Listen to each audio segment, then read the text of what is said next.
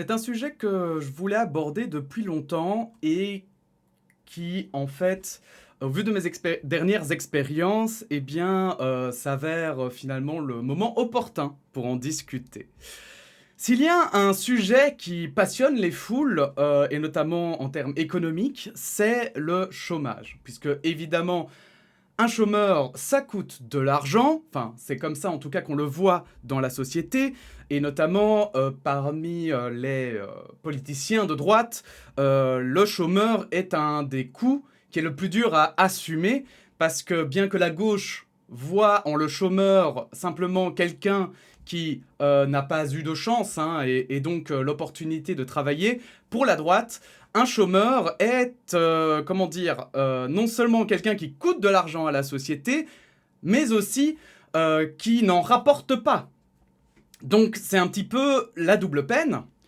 Et donc évidemment, on parle énormément des chômeurs parce que à gauche comme à droite, moins il y a de chômeurs, plus les gens sont heureux, si c'est bien une des choses qui rassemble tout le monde, hein, c'est sur ce point-là, il faut avoir le moins de chômeurs possible. Alors, justement, des solutions sont apportées et notamment, voilà, on en parle beaucoup hein, sur les plateaux de télévision, surtout avec les élections européennes à venir. Eh bien, on parle énormément des chômeurs et notamment ce qu'on peut faire du point de vue des chômeurs pour qu'ils puissent accéder, par exemple, plus rapidement à un emploi. Mais il y a quelque chose derrière tout ça qui m'intrigue, qui m'a toujours intrigué d'ailleurs, c'est que bien qu'évidemment, si l'on voit, quelle que soit la manière dont on voit le chômeur et la problématique du chômage, eh bien, c'est intéressant évidemment de trouver des solutions pour les chômeurs, mais on ne regarde jamais l'autre versant, l'autre côté de la pièce, c'est-à-dire du point de vue des recruteurs. Et dernièrement, en fait, je voulais vous en parler parce que j'ai eu l'occasion de voir plusieurs recruteurs différents. Parce que je suis donc, personnellement, je suis freelance hein, en tant que réalisateur audiovisuel.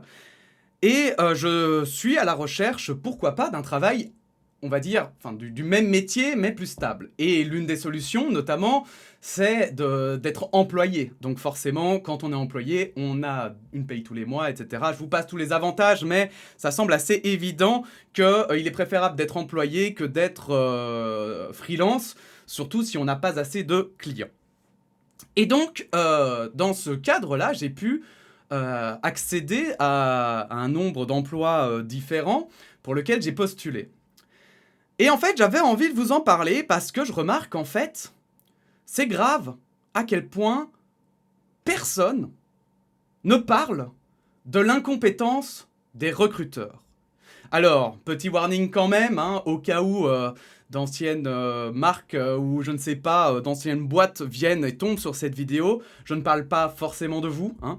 Aujourd'hui, je parle vraiment dans un cadre général et on va arriver d'ailleurs, on va un petit peu faire la différence entre les recruteurs de métier, donc les gens qui ont, on va dire, été formés pour ça. Alors, effectivement, malheureusement, il n'y a pas vraiment de formation, en fait, hein, pour être DRH, par exemple.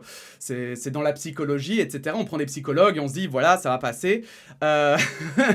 Mais aussi, en fait, on a tendance à oublier, parce que ça, c'est des choses que, notamment, la droite dit très peu. C'est qu'en réalité, on voit les grosses boîtes, on voit Amazon, Carrefour, j'invente, Deleuze, etc. Et on se dit, en fait, c'est le principal des emplois. Mais c'est très loin d'être vrai. La grande majorité des emplois, ce sont des indépendants, ce sont des gens qui ont des petites entreprises ou moyennes, hein, et qui du coup, en fait, les patrons des entreprises vont devoir parfois eux-mêmes s'occuper du recrutement.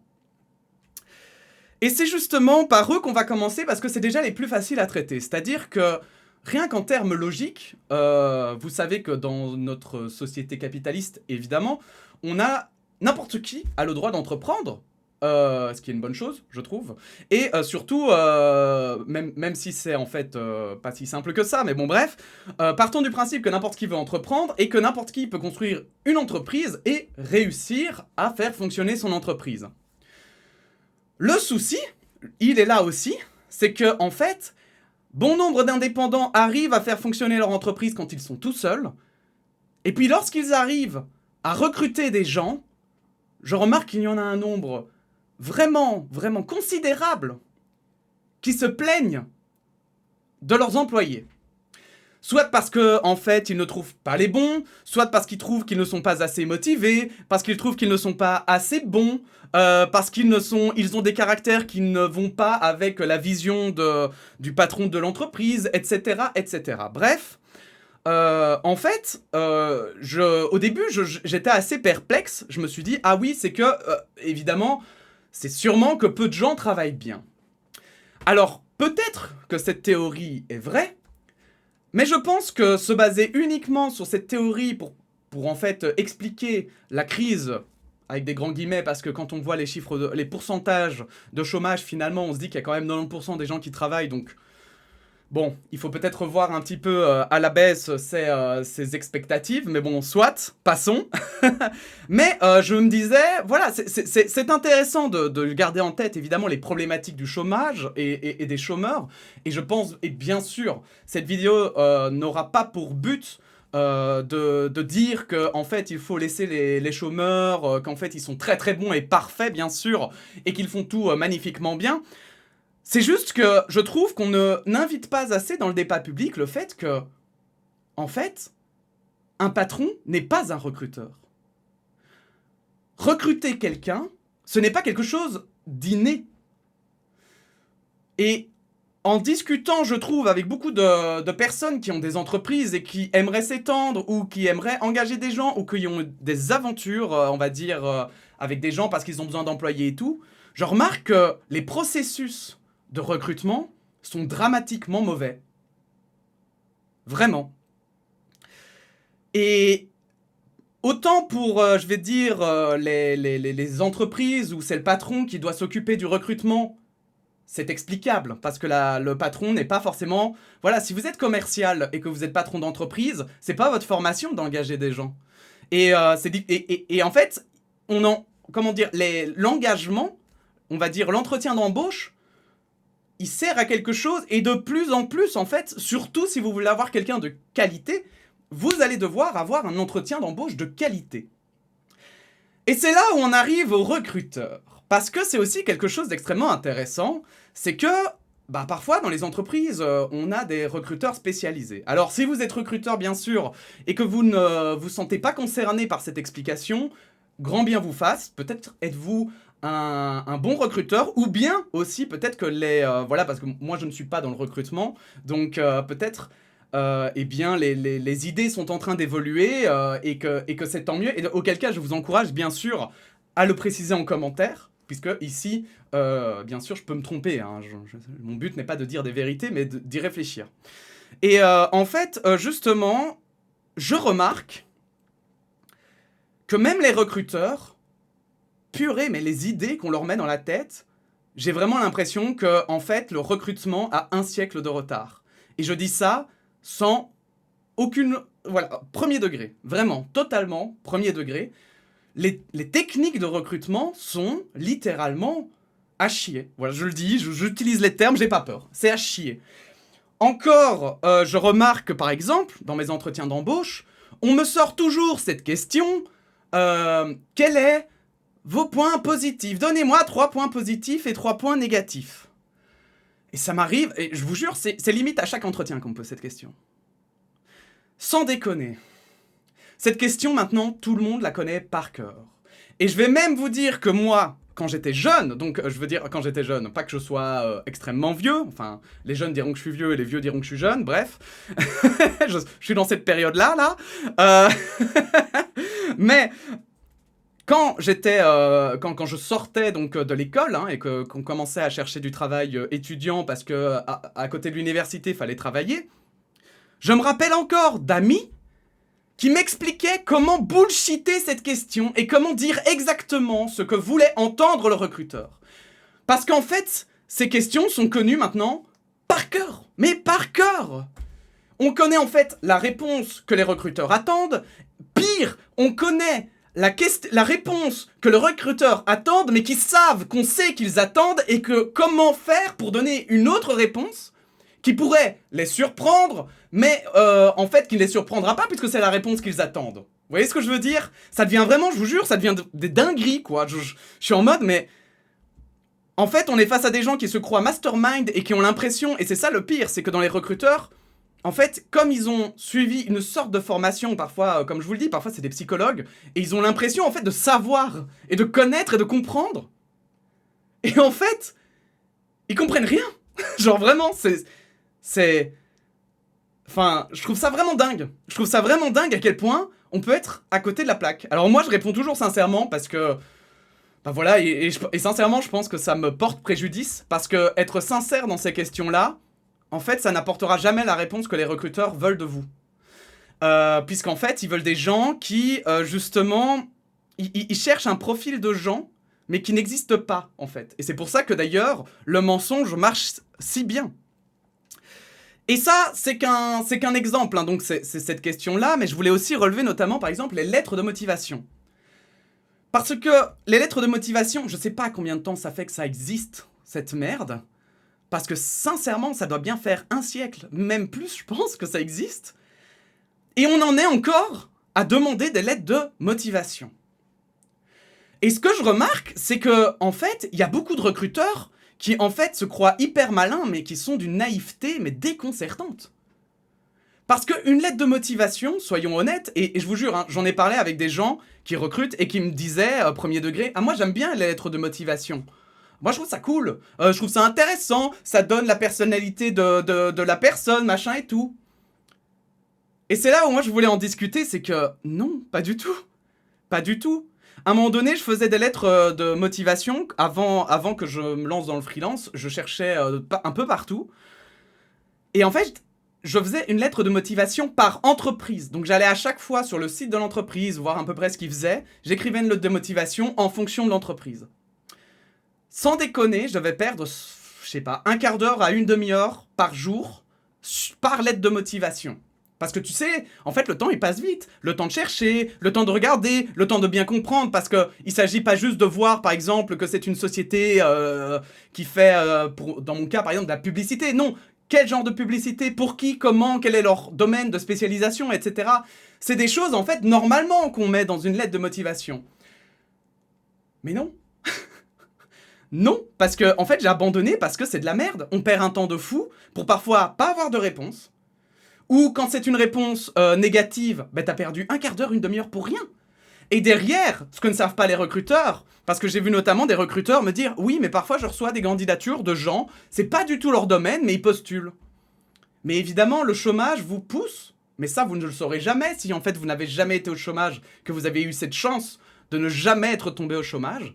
Eh bien, en fait, au chômage, ils ne vous demandent pas de la qualité, ils vous demandent de la quantité. Donc en fait, ils s'en foutent que vous ayez été, malgré que vous soyez professeur des écoles, que vous ayez été postulé chez ArcelorMittal pour devenir ingénieur. Ils s'en foutent. Tant que vous avez postulé, c'est bon, vous aurez vos droits.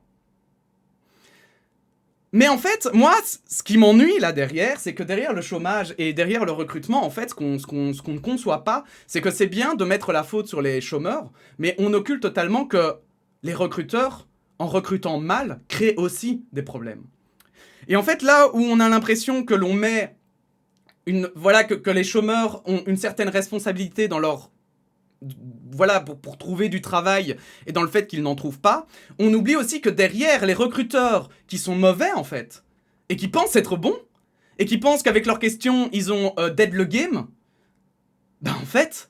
Ils vont engager des gens parfois pendant 1 ou 3 mois, faire perdre du temps à des gens parce que je vous avoue que les entretiens où en fait, voilà, pour postuler à une boîte, tu dois faire 5 entretiens avant d'avoir une réponse.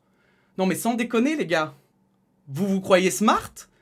Vous faites perdre du temps à un certain nombre de personnes. Donc en temps cumulé, je veux dire, parce que ça va vite, hein. Si vous faites perdre 1 heure à 10 personnes, en fait, vous faites perdre 10 heures. Enfin, je veux dire, globalement, sur la société. Non seulement à vous, recruteurs, mais vous, c'est votre job, donc vous vous en foutez, vous êtes payé pour ça. Mais les gens qui recherchent du travail, ils sont pas payés pour ça. Le chômage, ils leur payent pas pour juste, en fait, travailler pour vous, en quelque sorte, et commencer à vous amuser en vous donnant des réponses alambiquées et débiles. Et c'est pour ça qu'en fait, je voulais un petit peu parler de ça, parce que je trouve que c'est bien de débattre, évidemment, encore une fois, hein, je trouve que le débat sur les chômeurs est extrêmement intéressant et extrêmement important. C'est hyper bien de mettre en place, par exemple, voilà, moi je trouve ça génial de proposer aux chômeurs de comment écrire une lettre correctement, comment faire un CV correctement, comment parler à un employeur, comment se présenter, etc. C'est très bien d'apprendre tout ça. Mais est-ce qu'il serait pas temps de réfléchir aussi à ceux qui veulent employer des gens, à commencer à former en fait le patronat, à engager vraiment et à cibler ceux qui les intéressent, plutôt que d'essayer de chercher, parce que je vois par exemple plein de patrons d'entreprises qui cherchent en fait des copies d'eux-mêmes. Ils se disent, moi je veux quelqu'un d'aussi motivé que moi et qui pourra porter autant de responsabilités que moi, par exemple. Mais alors c'est facile quand c'est ton entreprise. C'est facile quand toi, derrière, t'as des promesses de gagner des fortunes et de peut-être pouvoir avoir une certaine liberté dans ce système capitaliste. Oui, évidemment. Mais tu trouveras jamais quelqu'un qui va être aussi motivé que toi. En tant qu'employé, ça va être extrêmement difficile et rare. Donc tu dois en fait trouver un employé et le motiver différemment. Et ça, il y a plein d'employeurs qui le comprennent pas. J'en ai parlé à plein d'employeurs qui, en fait, par exemple, voilà, qui me disent « Mais non, moi je suis très bien dans mon recrutement. » Et puis quand tu creuses, en fait, tu te rends compte que ils savent pas recruter. Ils ne savent pas recruter. Et en fait, ils proposent des salaires qui ne sont pas du tout à la hauteur de ce qu'ils demandent. Et qu'en fait, ils demandent, parfois ils engagent des gens parce qu'ils sont sympas, ou alors parce que justement, leur diplôme, ou que sais-je, leur lettre de motivation était incroyable et tout. Ou parce que... à la question « Oh, donnez-moi 3 points positifs et 3 points négatifs », ils ont répondu exactement comme les centaines d'articles sur Internet vous disent qu'il faut répondre, ou comment et quelle réponse vous devez attendre en tant que recruteur. Et donc, bah du coup, ils vous donnent les réponses et vous vous dites « Ah mais oui, ah ça c'était dans mes cours, donc ça doit être bien. » Mais vraiment, en fait, moi, je vous avoue que... En fait, ça m'interpelle vraiment. Et c'est ce qui m'interpelle encore plus... et je vais un peu terminer là-dessus, c'est que on dit toujours que la droite, elle est du côté des patrons d'entreprise, voilà, on le dit, c'est un peu, je vais dire, le stéréotype, hein. C'est la droite, elle est pour les patrons, et la gauche, elle est pour le prolétariat, quoi, un peu, hein.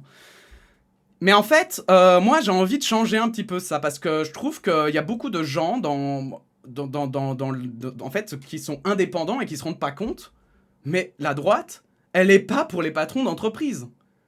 Si elle était pour les patrons d'entreprise, elle vous proposerait des formations de recrutement. Elle vous proposerait peut-être même des recruteurs d'État publics que vous pourriez appeler et qui pourraient vous aider à engager des gens. Et les gens que vous cherchez, et des gens qui resteront dans votre boîte et qui se donneront un peu plus que juste un mec que vous allez prendre au pif parce qu'il a l'air bien et qui, en fait, finalement, n'est pas si dingue que ça, quoi. Et en fait, moi, ça me tue parce que je vois que cette fameuse droite qui est censée protéger les patrons, bah en fait, elle fait tout le contraire. Elle protège, oui, alors elle protège des patrons. Elle protège les plus forts, ceux des plus grandes boîtes à qui ils vont donner des réductions fiscales parce que vous savez, c'est pas facile de chercher des employés. Vous savez, c'est pas facile de tchic ou de tchac. Mais moi, je vous le dis, hein, et c'est ça c'est pour ça que moi, je ne comprendrai jamais. Pourquoi est-ce que les indépendants votent à droite alors que, mais je vous parle d'indépendants de micro, petites et moyennes entreprises. Ils votent à droite en se disant on me protège, mais sauf qu'ils ne savent même pas ce que fait la droite pour eux. Et la réalité, c'est qu'elle ne fait rien. Elle ne fait strictement rien pour eux. Voilà. Et en fait, c'est ça que voilà. En fait, je voulais remettre ça en perspective parce que si vous pensez vraiment, parce que peut-être que je me trompe, peut-être que la droite fait des choses, parce que je parle vraiment ici de manière générale, hein, même les partis de centre droit, hein, soyons clairs, je trouve que, voilà, moi c'est mon point de vue, j'ai vraiment l'impression que parfois qu'ils ne savent pas ce que c'est qu'en fait d'être patron d'entreprise. Et en fait, c'est justement ça, peut-être que je me trompe, et auquel cas, franchement, je serais ravi qu'en commentaire vous me disiez ce qu'ils font. Voilà. En quoi est-ce qu'ils aident les petites, micro et moyennes entreprises. Qu'est-ce qu'ils ont fait pour vous pour que ça aille mieux? Puisque ça fait, voilà, hein, ça fait des années quand même qu'on est sous l'égide de la droite, qu'on est sous un système, je vais dire, bah voilà, libéral. Et donc je vous pose la question de, voilà, qu'est-ce qu'elle fait la droite? Et à quel moment, surtout, on va commencer à se poser aussi des questions, au lieu de chercher des solutions que d'un côté, à quel moment on va commencer à chercher des solutions de tous les côtés? S'il y a une crise, on ne cherche pas une solution, on ne cherche pas juste à pointer du doigt un type de personne en leur disant c'est eux le problème. S'il y a du chômage, c'est aussi la faute des entreprises. Je vais mettre des gros guillemets, hein. Mais c'est parce que soit tu en as pas assez, soit tu en as assez, mais elles ne recrutent pas bien. Ou qu'elles ne recrutent pas assez. Et auquel cas, là, il faut trouver une vraie initiative. Et moi, je vais vous dire sincèrement, hein, mais je ne crois pas que l'initiative soit à droite. Puisque, à part baisser d'éventuels impôts pour les plus fortunés, ils n'ont pas beaucoup d'idées pour aider les entreprises. En tout cas, de ce que moi, personnellement, j'ai lu, c'est vraiment des trucs un peu bidons du style « Oui, mais si on baisse les charges patronales, il y aura des gens qui viendront. Si on baisse les impôts sur les salaires, il y aura plus de gens qui seront engagés. » Oui, mais il y aura plus de gens qui seront engagés, mais il y aura moins de caisses dans l'État. Enfin, pour l'État, il y aura moins d'argent. Donc, c'est bien, mais en quoi c'est un bon deal? Bref, voilà. Je voulais juste en parler parce que... Bah voilà, je trouve que parfois, on a des débats, mais on tourne un peu en rond. On parle des, voilà, sur les plateaux de télé, on parle des chômeurs. Mais qu'en est-il des recruteurs? Est-ce que les journalistes vont voir des recruteurs et leur demandent leur méthode de recrutement? Est-ce que c'est normal que, alors qu'on est en 2024 à l'ère des IA et de ChatGPT qui peuvent vous écrire des lettres de recommandation, enfin des lettres en fait, juste en lui posant une question, est-ce que écrire encore des lettres de motivation, ça n'offusque qu'un putain de sens?